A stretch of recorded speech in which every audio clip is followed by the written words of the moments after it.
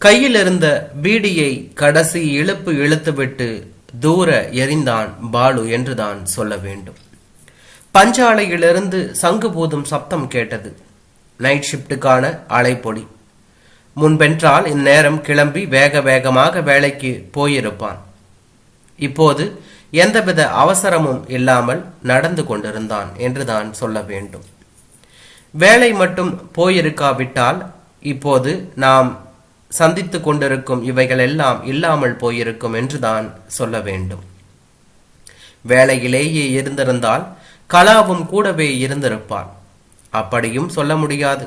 வேலை போனதை எப்படி கலா போனதோடு ஒப்பிட முடியும் என்று யோசித்தவாறே நடந்தான்.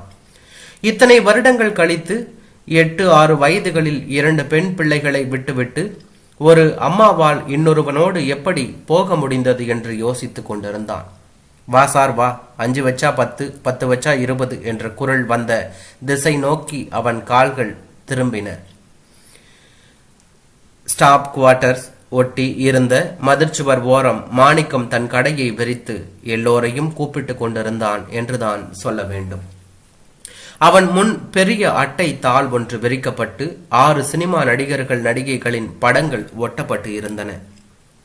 விளையாட விருப்பம் உள்ளவர்கள் தான் விரும்பும் படத்தின் மீது காசோ பணமோ வைக்கலாம்.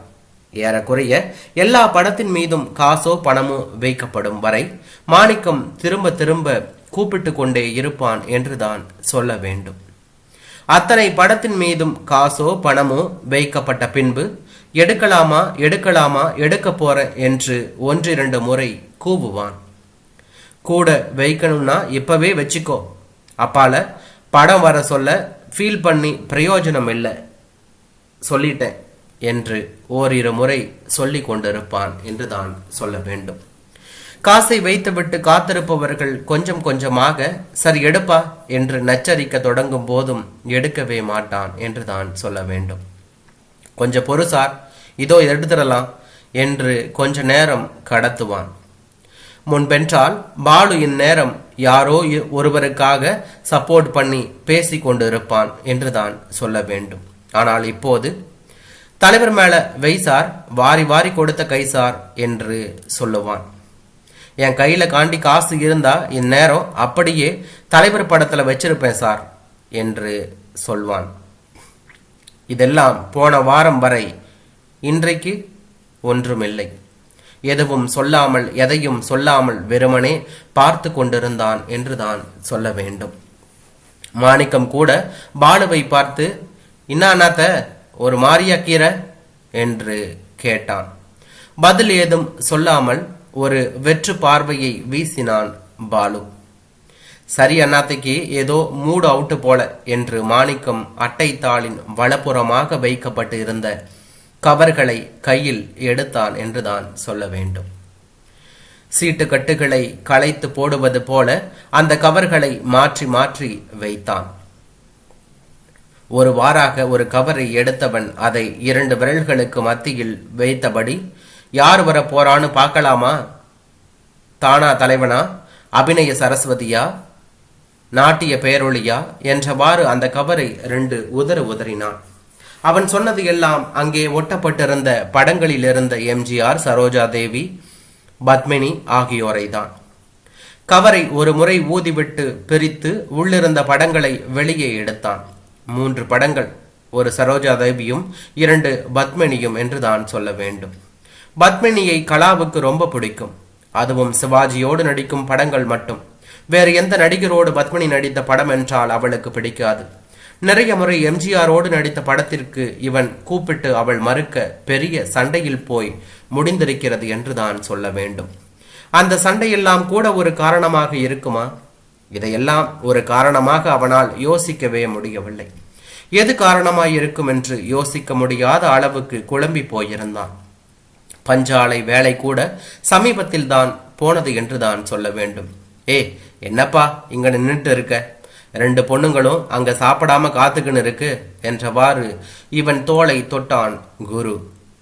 எதிர் வீட்டுக்காரன் நைட் ஷிப்ட் வேலைக்கு போகிறான் போல என்று யோசித்து கொண்டேன். சீக்கிரம் போ, சாப்பாடை ஏதாவது வாங்கிட்டு போடா என்றவாறே நடையை எட்டி போட்டான். வீட்டை நெருங்கும் போது எதிர் வீட்டு வாசலில் குருவின் மனைவி மீனாட்சியோடு 3 பெண்கள் உட்கார்ந்து பேசிக்கொண்டு இருந்தார்கள். இவனை பார்த்ததும் மீனாட்சி, என்னாச்சி, போன விஷயம் என்று கேட்டாள். பதில் எதுவும் சொல்லாமல் பாலு வீட்டு கதவை தள்ளி திறந்து கொண்டு உள்ளே நுழைந்தான் என்றுதான் சொல்ல வேண்டும். சித்ரா குட்டி கூடத்தில் தரையில ஒரு மூலையில சுருண்டு தூங்கிக் கொண்டு இருந்தாள் என்றுதான் சொல்ல வேண்டும். பெரியவள் நளினா இவனை பார்த்தவுடன் ஓடி வந்து இவன் கையை பிடித்து கொண்டாள். பாலு, வாங்க சாப்பிடலாம். ஏன் சித்ரா குட்டி தூங்கிட்டா என்றான் கையில் இருந்த பார்சலை பிரித்தபடி.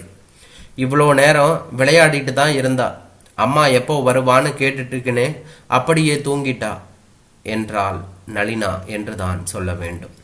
சரி, நீ சாப்பிடு என்றவாறே சட்டையை கழற்றி சுவற்றில் இருந்த ஆணியில் மாட்டிவிட்டு பக்கத்தில் வந்து உட்கார்ந்தான் பாலு என்றுதான் சொல்ல வேண்டும். வேக வேகமாக இட்லியை விட்டு சாப்பிடும் நளினியவே பார்த்து கொண்டிருந்தான். நல்ல பசி போல, சீக்கிரமே சாப்பிட்டு முடித்து கை கழுவி விட்டு வந்தாள் என்றுதான் சொல்ல வேண்டும். சரி படுமா, நாளைக்கு ஸ்கூல் போகணும்ல என்றவாறு பாயை எடுத்து உதறி போட்டவன் ஒரு ஓரமாக சித்ராவை தூக்கி கிடத்தினான். பக்கத்தில் தன் உடலை சாய்த்தான். ஒரே அசதியாக இருந்தது என்றுதான் சொல்ல வேண்டும். விட்டத்தை பார்த்து எதையோ யோசித்துக் கொண்டு இருந்தான் என்றுதான் சொல்ல வேண்டும். இன்னொரு பக்கம் படுத்து கொண்டிருந்த நளினா, அப்பா என்று சொன்னாள். என்னம்மா குட்டி என்று இவனும் கேட்டான். அம்மா எப்போ வருவா என்று கேட்டாள். நாளைக்கு வந்துருவாங்க, நீ தூங்கு என்றபடி நளினாவின் தலையை தடவி கொடுக்க ஆரம்பித்தான் பாலு என்றான்.